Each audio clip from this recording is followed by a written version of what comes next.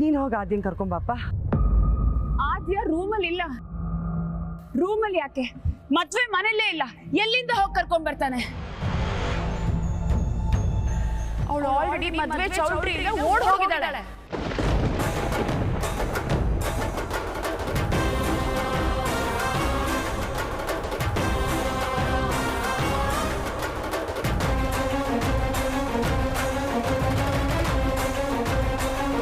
ಇಲ್ಲಮ್ಮ, ಸಾಧ್ಯ ಇಲ್ಲ.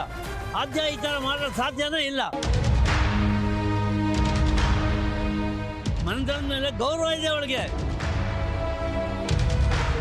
ಅವಳು ಈ ರೀತಿ ಕೈ ಕೊಟ್ಟು ಓಡೋಗೋ ಹುಡುಗಿನೇ ಅಲ್ಲಮ್ಮ.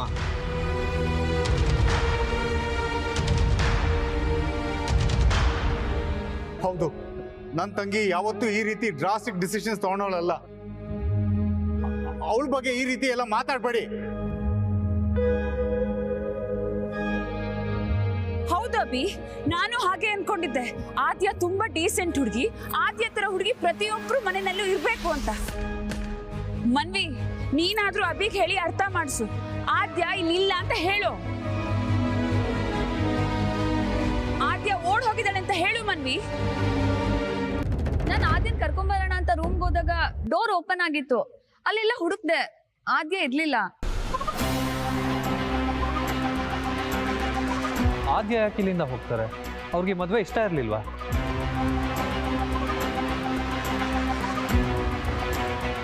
ಇಷ್ಟ ಇಲ್ಲ ಅಂದ್ರೆ ಹೇಳ್ತಾ ಇದ್ಲು. ಮುಚ್ಚಿಡುವಂಥದ್ದೇನಿದೆ?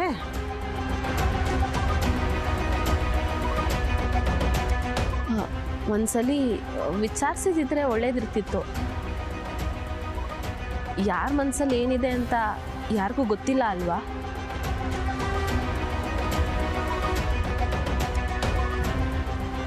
ಬಿಂದು, ಆದ್ಯ ಅಭಿ ಅವ್ರ ತಂಗಿ, ಅವ್ರನ್ನ ಕಟ್ಟ್ಯಾಕೆ ಮದುವೆ ಮಾಡ್ತಾ ಇದ್ದಾರಾ? ಆ ರೀತಿ ಏನಾದರೂ ಇದ್ರೆ ಆದ್ಯ ಅವ್ರ ಹತ್ರ ಹೇಳ್ಕೊತಾ ಇದ್ಲು. ನೋಡಪ್ಪ ಅಭಿ, ಆದ್ಯ ಇಲ್ಲೇ ಎಲ್ಲೋ ಇರ್ಬೋದು.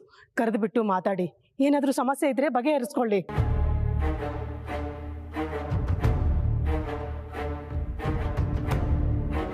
ಆದ್ಯನ ಹತ್ರ ಫೋನ್ ಇಲ್ಲ. ನಂದು ಆದ್ಯಂದು ಫೋನು ತನ್ವಿ ಹತ್ರನೇ ಇದೆ.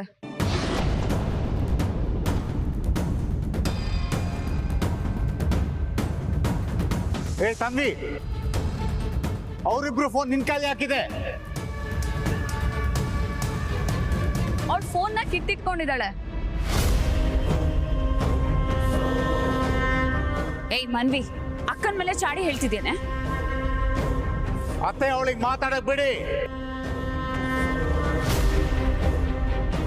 ತನ್ವಿ, ನೀನ್ ಯಾಕೆ ಆದ್ಯ ಫೋನ್ ಇಟ್ಕೊಂಡಿದ್ದೆ? ಅದು ಅವಳಿಗೆ ಡಿಸ್ಟರ್ಬ್ ಆಗೋದು ಬೇಡ ಅಂತ ನಾನೇ ತಗೊಂಡಿದ್ದೆ ಅಭಿ, ಅಷ್ಟೇ. ಓ, ಅಂದ್ರೆ ಆದ್ಯ ಮೊಬೈಲ್ ಬಿಟ್ಟು ಓಡ್ ಹೋಗಿದ್ದಾಳ? ಎಲ್ಲಿ ಹೋಗಿರ್ಬೋದು? ಇದೆಲ್ಲ ನೋಡ್ತಿದ್ರೆ ಆದ್ಯಂಗೆ ಈ ಮದ್ವೆ ಇಷ್ಟ ಇರ್ಲಿಲ್ಲ ಅನ್ಸುತ್ತೆ.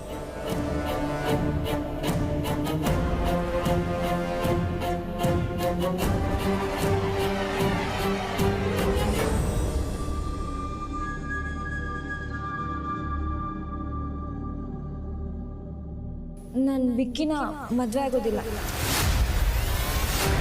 ಆದ್ಯ ವಿಕ್ಕಿನ ಮದ್ವೆ ಆಗೋದಿಲ್ವಂತೆ ಕಣೋ. ಊಟ ಮಾಡು. ಅಭಿ, ಸಮಾಧಾನ ಮಾಡ್ಕೊ. ಏನಾಯ್ತು ಅಂತ ಡೀಟೇಲ್ ಆಗಿ ವಿಚಾರಿಸೋಣ. ನಾನು ಹೇಳಿದ್ದೆ ಅಲ್ವಾ, ಈ ಮನೆಯಲ್ಲಿ ಮದ್ವೆ ಮುರಿದೋಗೋದು ಒಂದು ಸಂಪ್ರದಾಯ ಅಂತ.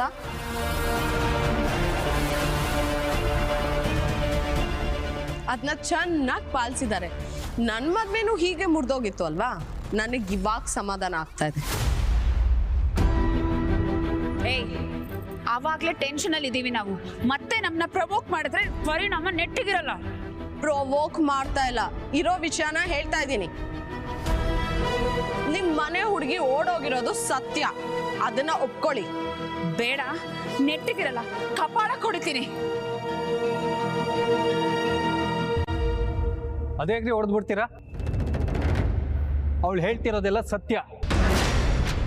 ಅದನ್ನ ಸ್ವಲ್ಪ ಕಾರವಾಗಿ ಹೇಳಿದಾಳೆ ಅಷ್ಟೇ. ಮಮತತ್ತೆ, ನೀವೊಂದು ಸ್ವಲ್ಪ ಸೈಲೆಂಟ್ ಆಗಿ ನಿಂತ್ಕೊಳ್ಳಿ. ನಾನು ಯಾಕೆ ಸೈಲೆಂಟ್ ಆಗಿರ್ಬೇಕು ಅಭಿ? ನಮ್ ಬಗ್ಗೆ, ನಮ್ಮ ಮನೆಯವ್ರ ಬಗ್ಗೆ ಎಷ್ಟು ಚೀಪ್ ಆಗಿ ಮಾತಾಡ್ತಿದ್ದಾಳೆ. ಥರ್ಡ್ ಕ್ಲಾಸ್ ರಾಜ್ ಫ್ಯಾಮಿಲಿ ಇವ್ರದ್ದು.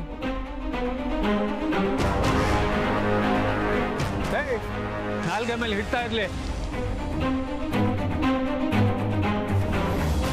ಈ ಫ್ಯಾಮಿಲಿ ಯಾರ್ದು ಅಂತ ನೀವೇ ತಿಳ್ಕೋಬೇಕು.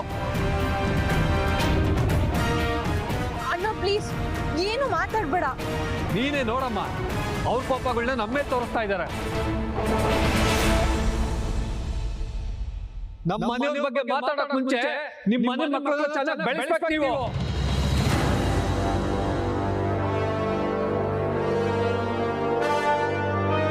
ನಿಮ್ಮ ತಮ್ಮಯ್ಯ ಅಂತೀನಪ್ಪ,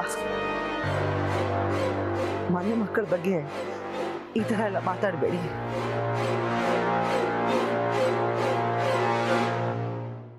ಏನ್ ನಡೀತಾ ಇದೆ ಈ ಮದ್ವೆಲಿ?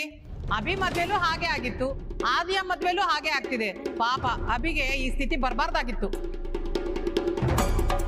ಅಭಿ ಸರ್ ತುಂಬಾ ಒಳ್ಳೆಯವರು, ತಂಗಿನ ತುಂಬಾ ಚೆನ್ನಾಗಿ ಅರ್ಥ ಮಾಡ್ಕೊಂಡಿದ್ದಾರೆ.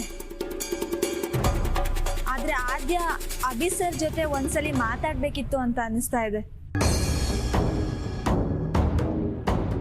ಅತ್ತೆ, ನಾನು ಆದ್ಯ ನಂಬ್ತೀನಿ, ಆದರೆ ಎಲ್ಲೋ ಏನೋ ಮಿಸ್ಅಂಡರ್ಸ್ಟ್ಯಾಂಡಿಂಗ್ ಆಗಿದೆ, ಏನೋ ತಪ್ಪಾಗಿದೆ ಅನಿಸ್ತಾ ಇದೆ. ನೀವೇನು ಮಿಸ್ಟೇಕ್ ಮಾಡ್ಕೋಬೇಡಿ ಪ್ಲೀಸ್. ಏನಪ್ಪ ಅಭಿ ಇದು? ನಿನ್ನ ತಂಗಿಯಿಂದಾಗಿ ಎಲ್ರ ಮುಂದೆ ಎಷ್ಟು ಅವಮಾನ ಆಗಿದೆ. ನೀನ್ ನೋಡಿದ್ರೆ ಸಮಾಧಾನ ಮಾಡ್ತಾ ಇದೀಯಾ, ಮತ್ತೆ ಈಗ ನಿನ್ನ ತಂಗಿನ ನಂಬ್ತೀನಿ ಅಂತ ಹೇಳ್ತಾ ಇದೀಯಾ. ನಿನ್ನ ನಂಬಿಕೆನ ಉಳಿಸ್ಕೊಳ್ಳೋ ಹುಡುಗಿ ಆಗಿದ್ರೆ ಯಾಕೆ ಈ ತರ ಇದ್ಕಿದ್ದಾಗೆ ಓಡೋಬೇಕಾಗಿತ್ತು? ಏನ್ ಮಿಸ್ಅಂಡರ್ಸ್ಟ್ಯಾಂಡಿಂಗ್ ಆಗಿದೆ ಅದ್ರ ಬಾಯ್ ಬಿಟ್ಟು ಹೇಳ್ಬೇಕಲ್ವಾ? ಈ ತರ ಕಲ್ಯಾಣ ಮಂಟಪಕ್ಕೆ ಬಂದಾಗ ಮದುವೆ ಹುಡುಗಿ ಕಲ್ಯಾಣ ಮಂಟಪದಿಂದ ಎಸ್ಕೇಪ್ ಆಗ್ತಾಳಂತಂದ್ರೆ ನನ್ನ ಮಗನ ಗತಿ ಏನಾಗಬೇಕು?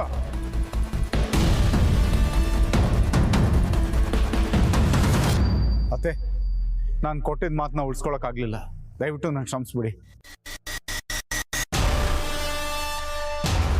ಆದರೆ ಹಾಗೆ ಎಲ್ಲೋಗಿದ್ದಾಳೆ, ಇದೆಲ್ಲ ಯಾಕಾಯ್ತು ಅಂತ ನಾನು ಖಂಡಿತವಾಗ್ಲೂ ತಿಳ್ಕೊತೀನಿ. ಎಲ್ಲ ಮುಗಿದೋಯ್ತಲ್ಲಪ್ಪ, ಇನ್ನು ತಿಳ್ಕೊಂಡು ಏನ್ ಮಾಡೋದು? ಸೊ ಮದ್ವೆ ಕ್ಯಾನ್ಸಲ್ ಅಲ್ವಾ?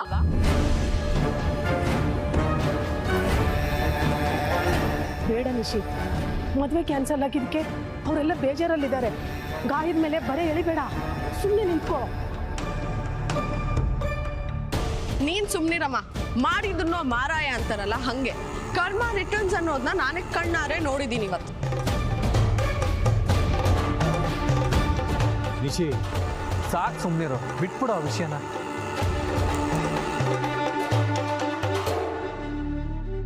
ಅಲ್ಲ, ಯಾಕೆ ಹಿಂಗಾಯ್ತು? ಅದೇ ಹೇಳ್ದೆ ಕೇಳ್ದೆ ಓಡೋಗೋಕೆ ಕಾರಣ ಏನು? ಯಾರಿಗೂ ವಿಚಾರ ಗೊತ್ತೇ ಇಲ್ವಾ? ನನಗೆ ಗೊತ್ತಿದೆ.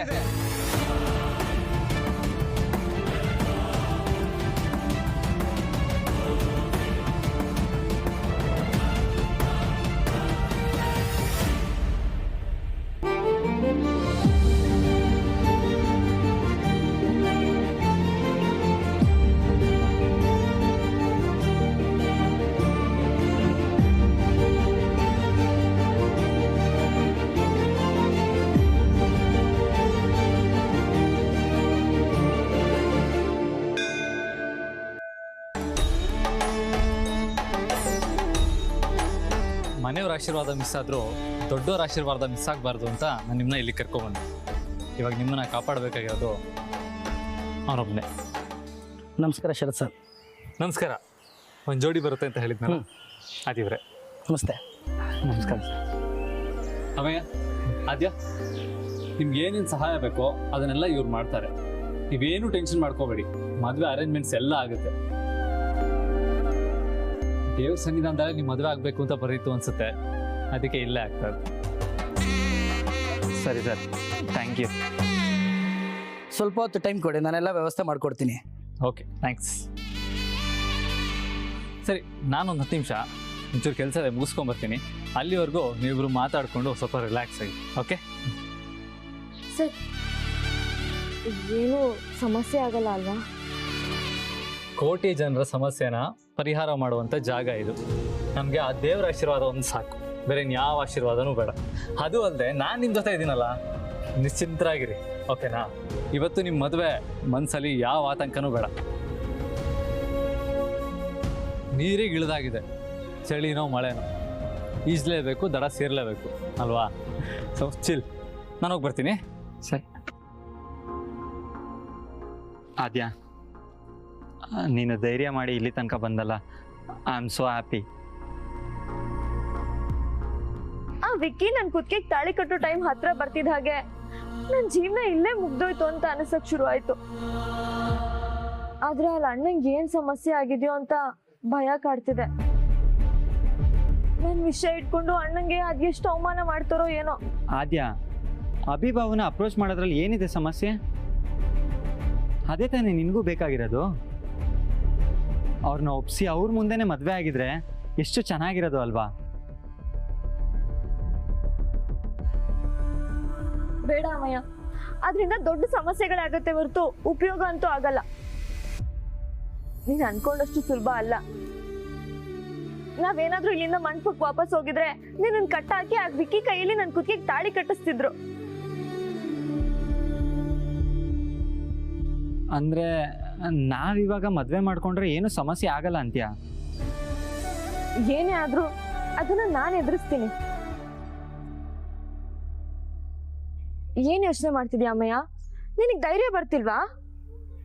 ಧೈರ್ಯದ ಪ್ರಶ್ನೆ ಅಲ್ಲ, ಮುಂದೇನಾಗುತ್ತೋ ಅಂತ ಆತಂಕ ಅಷ್ಟೇ. ಅಮ್ಮಯ್ಯ ಪ್ಲೀಸ್, ನಿನ್ನ ನಂಬಿ ನಾನು ಇಲ್ಲಿವರೆಗೂ ಬಂದ್ಬಿಟ್ಟಿದ್ದೀನಿ. ಈ ತರ ಡೌಟ್ ಅಲ್ಲಿ ಮಾತಾಡ್ಬೇಡ.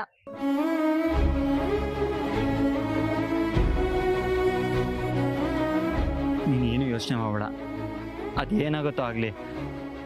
ಆದ್ರೆ ಆದ್ರೆ ಆದ್ರೆ ಏನು? ನಾವು ಮದುವೆ ಆಗೋದಕ್ಕಿಂತ ಮುಂಚೆ ನಾನು ಅಕ್ಕನ ಹತ್ರ ಮಾತಾಡ್ಬೇಕು ಆದ್ಯ.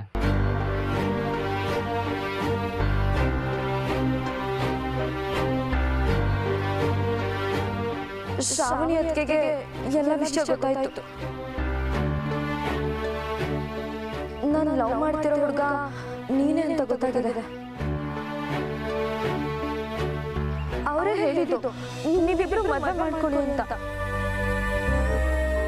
ಅಕ್ಕಂಗೆ ಈ ಮದುವೆ ಇಷ್ಟ ಇದೆ ಅಂತ ಅವಳ ಬಾಯಲ್ಲೇ ಒಂದ್ಸತಿ ಕೇಳ್ಬೇಕು ನಾನು. ಯಾರಿಗೋಸ್ಕರ ನಿನ್ನ ಮದುವೆ ಮಾಡ್ಕೊಳ್ಳೋದು ಬೇಡ ಅಂತ ನಾನು ಅನ್ಕೊಂಡಿದ್ನೋ ಅವ್ರ ಬಾಯಲ್ಲೇ ನೀನು ಹೋಗಿ ಆದ್ಯನ ಮದುವೆ ಆಗು ಅಂತ ಕೇಳಬೇಕು ಅನ್ನೋ ಆಸೆ ನನಗೆ.